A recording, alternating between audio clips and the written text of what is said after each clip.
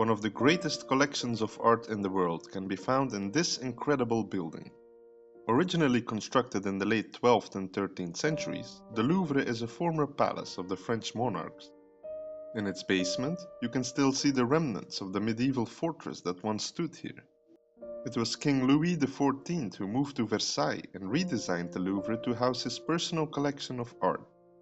It was only during the French Revolution in the late 18th century that it became a public museum for the first time. The original museum opened in 1793 and had merely 537 paintings on display. Today, the museum houses a collection of over 600,000 artworks, of which over 35,000 are on public view. If you stop and look at every piece of art for 30 seconds, it would take you 200 full days to see them all. In this video, you'll discover some of the largest paintings on display at the Louvre, excluding the Mona Lisa, which is actually pretty small. Number 1. The Wedding Feast at Cana by Paolo Veronese. Speaking of the Mona Lisa, when you walk into this crowded room, you might not notice this enormous painting at first. That's strange because the Wedding Feast at Cana by Paolo Veronese is the largest painting in the Louvre's collection. It depicts an enormous allegory of the biblical story of Jesus Christ who visited a wedding party in Cana. This story is best known for Jesus' miracle in which he turned water into wine, which Veronese painted as well.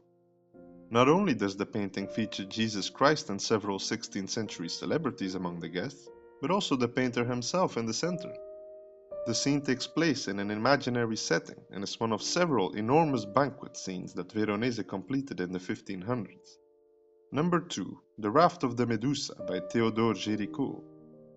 This incredible masterpiece was completed in 1819 and is considered by many art historians to be the first major painting of the Romantic era. It was originally titled The Shipwreck and depicts the aftermath of a tragic episode in the French Navy. The ship called the Méduse sank off the coast of Mauritania in northwest Africa in 1816, leaving about 150 people adrift. They didn't have food or drinking water, and the 15 men who survived the tragedy eventually had to resort to cannibalism to survive. It took 13 days before the survivors were found, and Géricault managed to capture their suffering to perfection. The dramatic painting style of the French painter was inherited by Delacroix, his friend and successor, who posed for this work. Number 3. Liberty Leading the People by Eugène Delacroix. Because Géricault died in his early 30s, his close friend Eugène Delacroix took over his role as the preeminent French Romantic painter of the 19th century. This huge painting doesn't depict the French Revolution of the late 18th century, but the event that unfolded in 1830, known today as the July Revolution. It was the Second French Revolution and toppled the Bourbon monarchy, just to be replaced by another, known as the July Monarchy. The painting depicts the iconic personification of liberty, known today as Marianne, who also serves as the personification of the French Republic. She waves the tricolore, which again became the official French flag following the July Revolution. Number 4. The Coronation of Napoleon by Jacques-Louis David. Between the First and Second Revolutions, an infamous French general took the throne and crowned himself Emperor of France. Jacques-Louis David was the official painter of Napoleon Bonaparte and a fervent supporter of the French emperor as well. He witnessed this peculiar event in French history, which took place in Notre Dame Cathedral in Paris in 1804.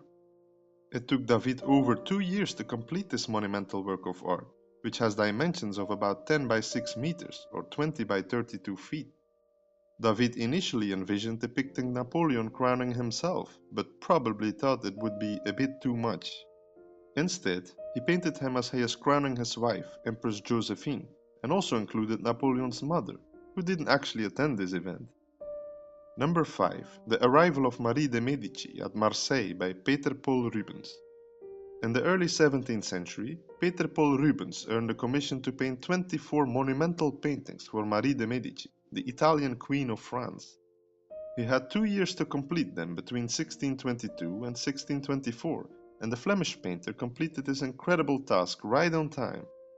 This particular work depicts her arrival in France from Italy by boat, and she is welcomed with great enthusiasm by several people who represent the Kingdom of France.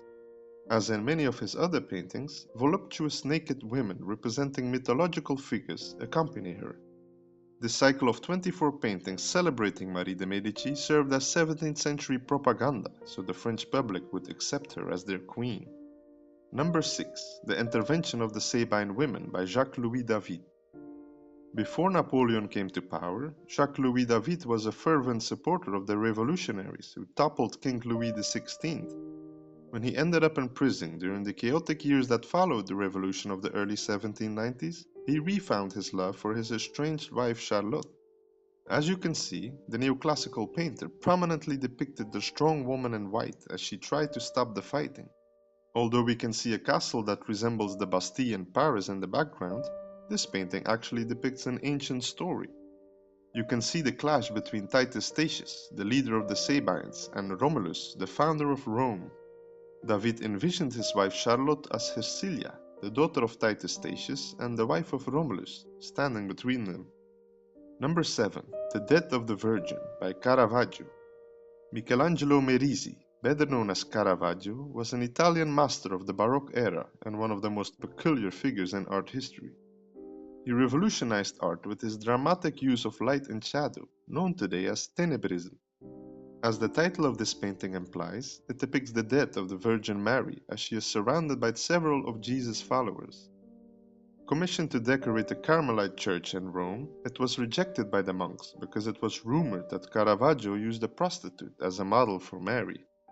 Despite this notion, it was admired by Peter Paul Rubens, who believed it to be one of the troubled artist's best works. Number 8. The Death of Sardanapalus by Eugène Delacroix. We already saw a dramatic painting by Delacroix in this list of large paintings at the Louvre, but in my opinion, nothing beats this mesmerizing work of art. It depicts the fall of Sardanapalus, an Assyrian king of the 7th century BC who was a passionate supporter of hedonism. The seemingly disinterested king is depicted in the top left corner of the work as a scene of extreme chaos unfolds in his room. Naked women, countless objects conveying extreme wealth, and even an elaborately decorated horse that has to be restrained make up this turbulent composition. The painterly style that Delacroix used enhances the sense of movement of this monumental painting, which is why you can't stop staring at it. Number 9. The Apotheosis of Henry IV and the Proclamation of the Regency of Marie de Medici by Peter Paul Rubens. I already mentioned that Marie de Medici commissioned 24 paintings as propaganda tools, so how about this as an example? Rubens captured two important moments that happened on May 14, 1610, in an incredibly dramatic Baroque masterpiece. The left depicts King Henry IV rising to the heavens above after his assassination on that day. The right side shows the ascension of Marie de Medici as the sole ruler of France following the death of her husband. Dressed in black as a grieving widow, she is accompanied by the French nobility, who seemingly approve of her new role. After all, this was the entire purpose of this cycle of huge paintings, which now hang beside each other at the Louvre. Number 10. The Surrender of Breda by Diego Velázquez. The Louvre features an abundance of historical paintings, and this particular work is one of my favorites in this genre in the museum's collection. Diego Velázquez is best known for his portraits of the Spanish royal family, as he was the court painter of King Philip IV of Spain. He traveled to Italy twice, and he completed this monumental painting a few years after he returned to Madrid. It depicts the exchange of the keys to the Dutch city of Breda after they surrendered to the Spanish in 1626. This moment is depicted in a central part of the painting, as the Dutch troops cover the left side of the work, while the Spanish cover the right. The battlefield in the background adds an extra dimension to this painting, which is why I added it to this list of top 10 largest paintings at the Louvre Museum in Paris.